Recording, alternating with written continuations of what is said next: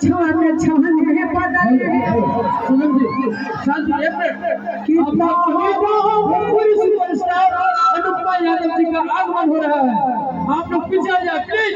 भोजपुरी जगत आन बान शान आज सभी कबीर आवाज की जादूगरनी बुलंद आवाज की मलिका अनुपमा यादव जी का आगमन हो रहा है।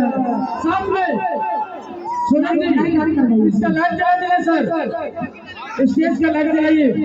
सुमन जी जिंदगी की कनेक्शन भी कर सकती है और जमाने भर को तुम्हारा दुश्मन भी कर सकती है। कि जिंदगी की कनेक्शन भी कर सकती है और जमाने भर को तुम्हारा दुश्मन भी कर सकती है। शहर की लड़कियों से बच के रहना दोस्त, अंग्रेजी दवाइयां रिएक्शन भी कर सकती है। भाई देखो जबरदस्त प्रस्तुति आप सभी को भी Bhola entertainment private limited company के माध्यम से सोनम शर्मा जी के लिए छाने छाने बदले आता हरो मिजाज निहल जी आ धोखे बाज निहल जी औरानो बाज। वाह सोनम जी है ना जी कि खा के पान जाने जान तू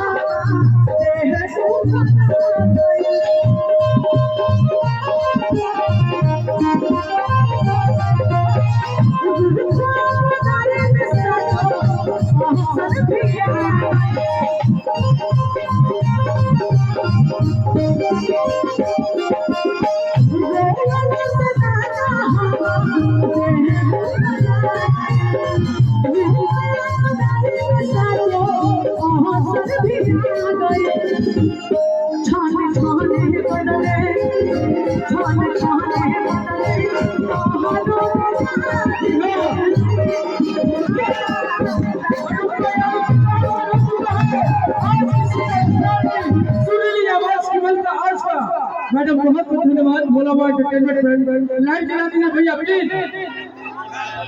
बहुत बहुत धन्यवाद अनुपमा मैडम जी आपका। भोला बाबा एंटरटेनमेंट प्राइवेट